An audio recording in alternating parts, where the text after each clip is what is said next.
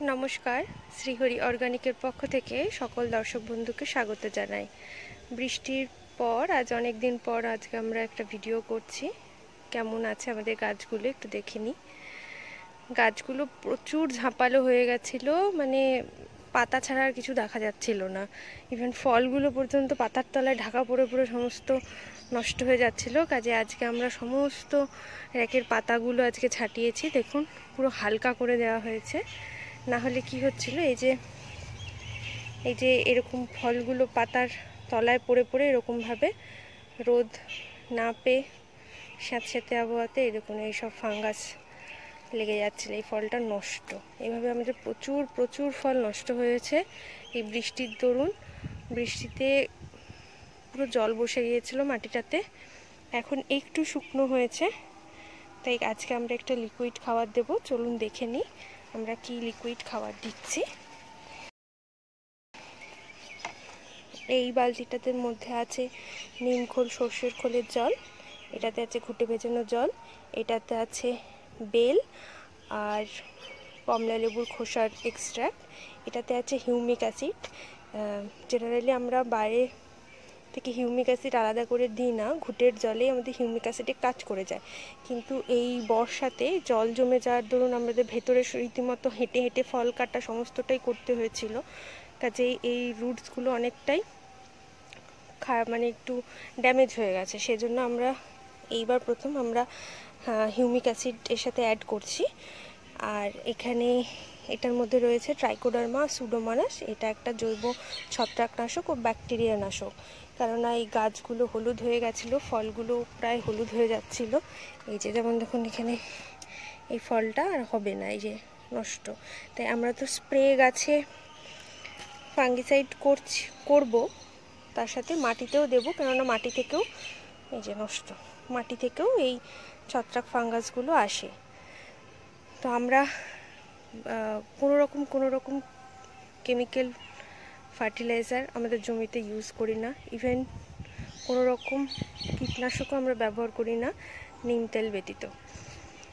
তো এই যে একটা ফল, এই ফলটা যদি আমি টেস্ট করতে যাই তাহলে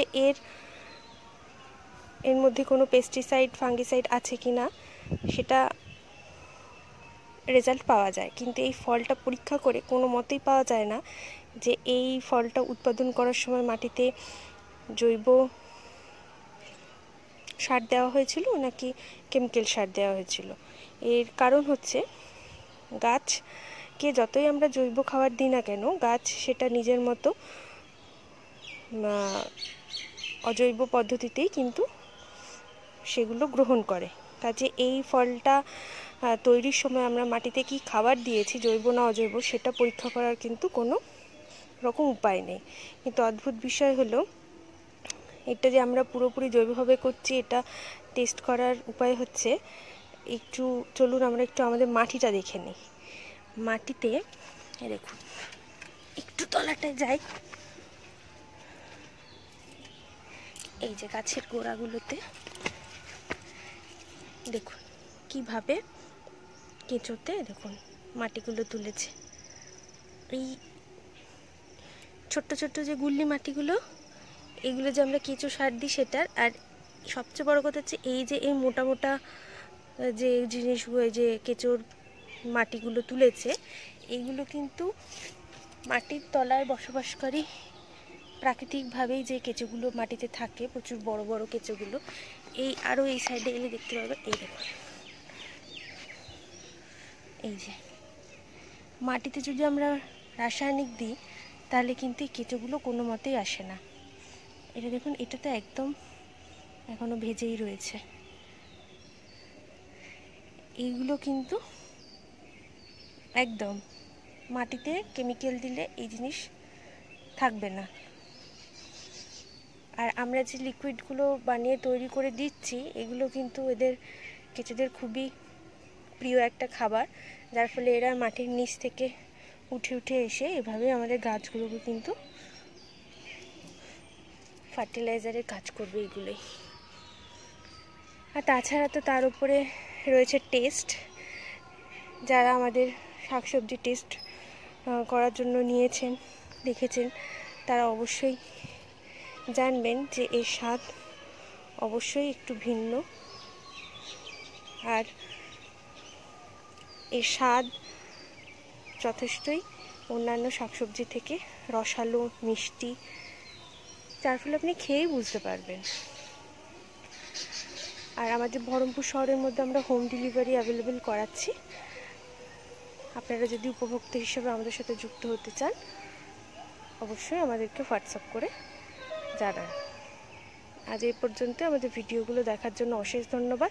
আগামীতে আমরা গাছে আর কি কি স্প্রে করে গাছকে আরও ভালো করার চেষ্টা করছি আর ফলগুলো আনার চেষ্টা করছি, সেগুলো আপনাদের সামনে অবশ্যই তুলে ধরাবো। বৃষ্টিতে প্রচুর প্রচুর প্রচুর ফল এভাবেই নষ্ট হয়ে, জালিগুলো নষ্ট হয়ে গেছে। তা আশা করছি এখন জালিগুলো, এই পাতাগুলো একটু কমিয়ে দেওয়ার পর, একটু ফাঙ্গিসাইড আর গাছে একটু খাবার দেওয়ার পর গাছে আবার প্রচুর ফলে ভর্তি হয়ে যাবে।